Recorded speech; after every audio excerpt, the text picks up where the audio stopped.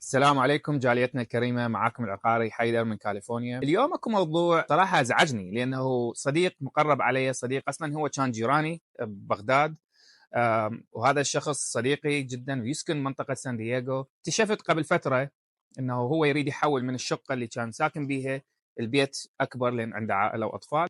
بعد ما حول للمكان الجديد، طبعا ساعدناه بالمكان الجديد، الاختيار، الاتفاق معه بالبيت وبالعقد، كلها كملنا له اياه والامور مشت الحمد لله. لكن بعد فتره المانجمنت كمباني الاداره مال الشقق المجمع اللي كان ساكن بيه دازيله غرامه $1400، واصلا حجزوا السكيورتي ديبوزيت ما يطلعوا له اياه.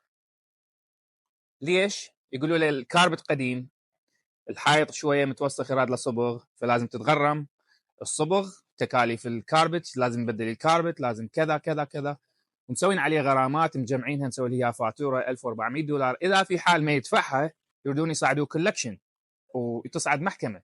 طيب اكو امور يعني لازم احنا نتاكد من عندها من قبل لا نحول بالشقق. هاي نصيحتي لكل الناس، اذا عندك احد يقدر يقرا لك الليس اللي هو عقد الايجار، اتاكد من المعلومات اللي بين الاسطر. هاي المعلومات اللي بين الاسطر الناس توقع باخطاء ما تنتبه عليها، واكو ايضا مصطلحات يعني الناس ما تعرف لها، وما الومهم لانه يراد شخص يعرف بالتفاصيل هاي يقدر يشرح لك اياها. فاللي عنده استفسار بخصوص هالموضوع او عندك مثلا تحويله من مكان لمكان، تقدرون تتراسلون معي، انا اساعدكم بهذا الموضوع وبعيوني ما عندي مشكله. اقدر اقرا لكم الليس، اقدر اقرا لكم العقد وافهمكم اذا اكو شغلات لازم تتجنبوها، لانه اذا ما تتجنبوها راح تدفعون ثمنها بعدين.